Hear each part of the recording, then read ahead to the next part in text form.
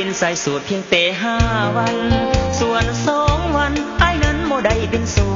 ดภาระส่วนตัวครอบครัวบ่ทรยศสาวใดต้องการสายโสดโปรดติดต่อภายใน5 วันไอ้เปิดไฟเขียวแต่เสาร์วันจันทร์วันอังคารไอ้นั้นก็บ่ได้หยุดส่วนวันพุธหับห้องบ่เคยมีนัดจนถึงวันพฤหัสแลงวันศุกร์ติดต่อเลยน้องส่วนวันเสาร์อ้ายขอเปิดไฟแดงย่านเมียละแวงว่าอ้ายมีใจเป็นสองจึงขออภัยสาวใดจะมาจับจองขอปิดชั่วคราวก่อนน้องให้ถึงวันจันทร์น้องจึงมาหาอ้ายเป็นสายโสดเพราะหน้าที่การ